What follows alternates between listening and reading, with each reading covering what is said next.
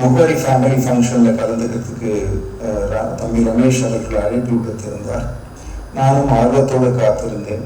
ஆனால் நேற்று கல்கட்டா வர வேண்டிய சூழ்நிலை. அங்கிருந்து இன்றைக்கு தன்பாத் வந்திருக்கின்றேன். தவிர்க்க முடியாத காரணத்தினால் நாளைக்கு சென்னைக்கு திரும்ப வர முடியவில்லை. எனவே இந்த முகவரி ஃபேமிலி ஃபங்க்ஷன் 2023 கலந்து கொள்ள முடியாமைக்கு எனது ஆழ்ந்த வருத்தத்தை தெரிவித்துக் கொள்கின்றேன். இந்த மேடையில் பெற்றிருக்கும் அனைத்து சான்றோர் பெருமக்களுக்கும் எனது வணக்கங்கள். இந்த விழாவில் கலந்து கொள்ள வந்திருக்கின்ற முகவரி மாணவர்களுக்கு அவர்கள் செய்து கொண்டிருக்கின்ற சாதனைகளை பாராட்டி அவர்களுக்கு ஒளிமயமான எதிர்காலம் அமைய என்னுடைய நல்வாழ்த்துக்கள். ஃப்ரீமேசன் என்ற இயக்கத்திலையும் நான் ரீஜனல் கிராண்ட் மாஸ்டர் அப்படின்ற ஒரு பொறுப்பை எடுத்திருக்கிறேன். அந்த பொறுப்பை எடுத்த உடனே நான் அறிவித்த சேரிட்டபிள் ப்ராஜெக்ட்ஸில் முக்கியமான ப்ராஜெக்ட் வந்து எஜுகேட்டிங் த அண்டர் ப்ரிவிலேஜ்டு ஸ்டூடெண்ட்ஸ். அதனுடைய நோக்கமே முகவரி ஃபவுண்டேஷன் மூலியமாக மாணவர்களை தேர்ந்தெடுத்து அவர்களுடைய மேல் படிப்பிற்கு உதவி செய்ய வேண்டும் என்ற நோக்கத்தோடு தான் அதை அறிவித்தேன்.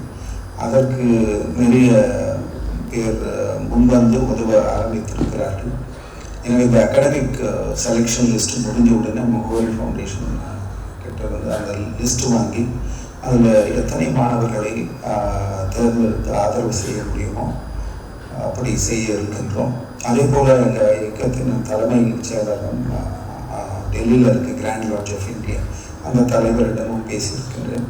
அவரும் நீங்கள் எப்படி முகவரி ஃபவுண்டேஷன் மாணவர்களுக்கு உதவி செய்கிறதோ அதற்கு சமமாக நாங்களும் செய்வோம் என்று உறுதி அளித்திருக்கிறார்.